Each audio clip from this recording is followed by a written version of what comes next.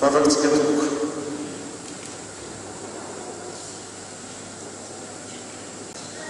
Jesosy io mahajoro ary mandresy izay manana anao. Amen. Mangataka ny ankizy rehetra hitsangana ny fitoerana tompoko. Ny tenin'Andriamanitra anjarantsika an'ankizy dia arak'izay voasoratra ao amin'ny Lioka. Lioka 1:10, 7:20 sy 20. Lioka 1:10, 7:20 sy 20. Luc chapitre 11 verset 19 à 20. Amin'ny anaran'i Jesosy. Ny ratsan-tanan'Andriamanitra no amoahan'i Jesosy ny demonia, dia tonga aminareo tokoa ny fanjakan'Andriamanitra. Ny ratsan-tanan'Andriamanitra no amoahan'i Jesosy ny demonia, dia tonga aminareo sahady ny fanjakan'Andriamanitra. En tête français, en réalité, c'est avec la puissance de Dieu que je chasse les esprits mauvais, ce qui signifie que le royaume de Dieu est déjà venu jusqu'à nous. Amen. Jesus no miteny eto ankizy dia fahalalako-tsika no tratra ity lahady faefatra mialoha ny Pasika ity. Efa tsy ela intsony, afaka efatra herinandro dia higadona ny Pasika izay andro lehibe ho antsika kristianina. Dia teny izay anjarantsika ity dia mampitodika antsika amin'izany Pasika zany.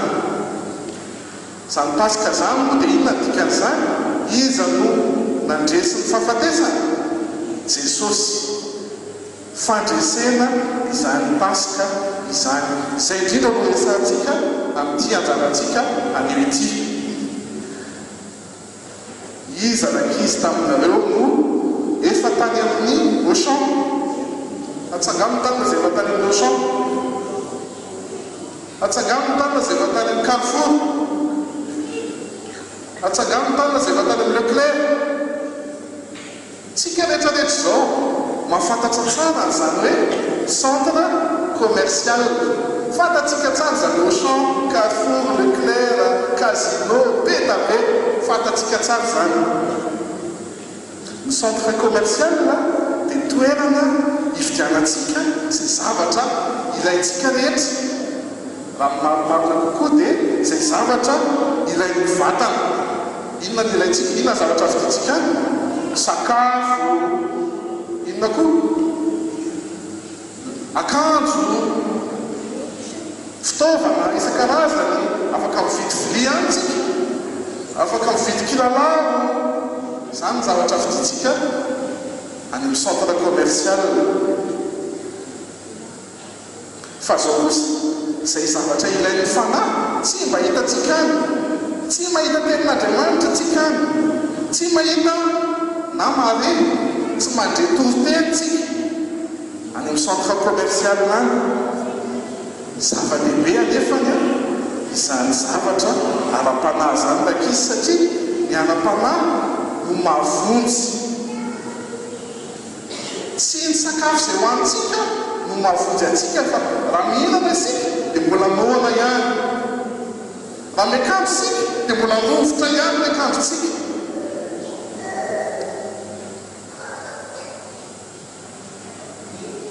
Raha mividy kilalao tsika dia mety ho simba ny kilalao, mety misy mangalatra ny kilalao. Hitanareo fa zavatra mandalo zany ny zavatra vidiana any amin'ny centre commercial, fa tsy zavatra mitoetra, tsy zavatra mipetraka. Ireo zavatra hita maso ireo no ampiasain'ny voly andrebirebena christianeantsika rak'izy. Le diable, il utilise également ces choses qu'on voit de nos propres yeux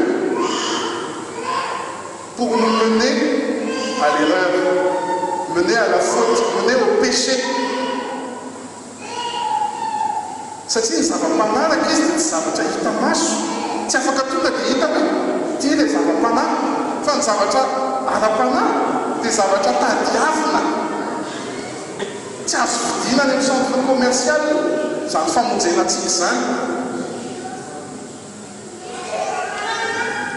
Tsy tia midevoly isika hiditra fanjakan'Andriamanitra, tsy tia hiditra ny fanjakan'Andriamanitra isika.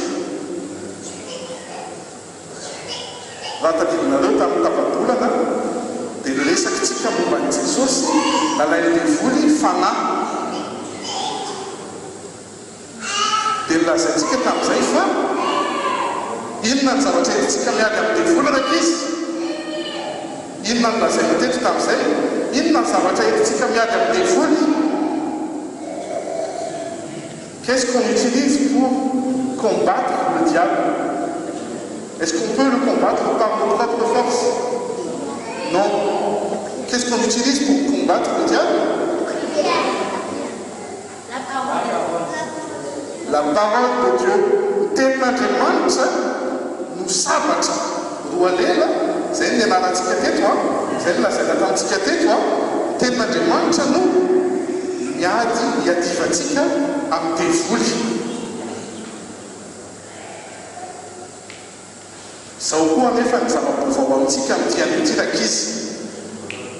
Iza moa izany tenin'Andriamanitra izany? Fantatrareo ve? Iza izany tenin'Andriamanitra hiadintsika amin'ny devoly izany? Iza mahafantatra? Jesosy. Jesosy io tenin'Andriamanitra io satria teny tonga nofo Jesosy. Tenin'Andriamanitra izy dia nefa lasa tena olona tonga niara-miaina tamintsika. Io tenin'Andriamanitra hiadivantsika amin'ny devoly io izany rak'izy dia tsy iza fa Jesosy. Iza hoe io tenin'Andriamanitra hiadivantsika amin'ny devoly io dia Jesosy. Ka rehefa miaraka amin'ny Jesosy tsika dia mandresy ny devoly. Amin'ny alalan'i Jesosy dia mandresy ny devoly isika. Tsy tsika no mandresy fa Jesosy no mandresy ny devoly, ka rehefa miaraka amintsika dia mandresy ihany koa ny devoly. Ka izay manana ny Jesosy izany no afaka mandresy ny devoly. Iza no manana ny Jesosy aminareo rak'izy atsangana ny tanana? Iza no manana ny Jesosy? Ay, misy tsy manana ny Jesosy ve? Manana ny Jesosy daholo nareo. Aza dino fa inona moa tsika? Zanak'iza moa tsika? Zanak'Andriamanitra tsika satria natao batisa. Noho izany dia Jesosy, io Jesosy io no andresentsika ny devoly. Ny zavatra ataontsika izany sisa rak'izy dia izao: atolory à Jesosy ny fotsika. Offrez à Jésus votre cœur. Meo amin'ny Jesosy ny fotsika dia rehefa omentsika anazy ny fotsika dia izy no manjaka ao. Ka rehefa izy no manjaka ao, mandresy ny devoly tsika. Fa matoa-tsika tsy mandresy ny devoly dia mety tsy ao am-potsika zany Jesosy. Si nous n'arrivons pas à vaincre le diable, c'est peut-être parce que Jésus n'est pas dans notre cœur. Mais le fait qu'on ait Jésus dans notre cœur nous permet de combattre le mal, le péché, par et uniquement en Christ, en Jésus.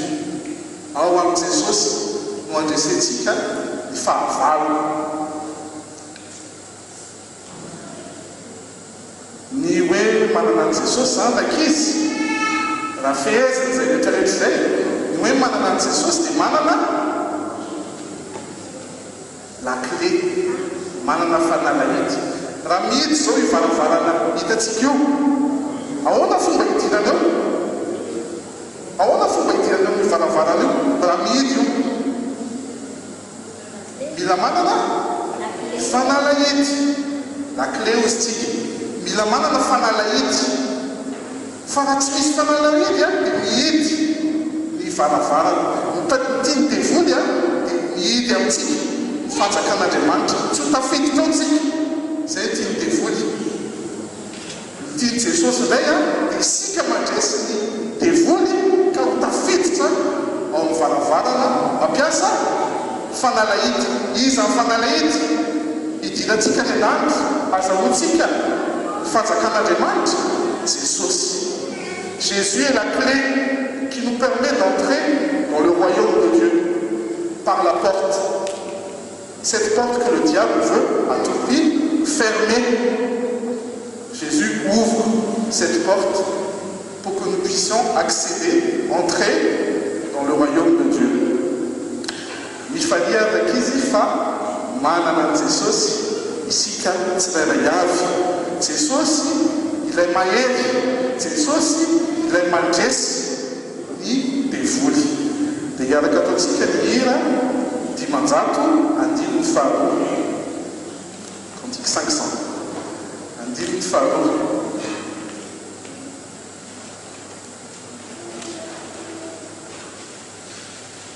Malemitsy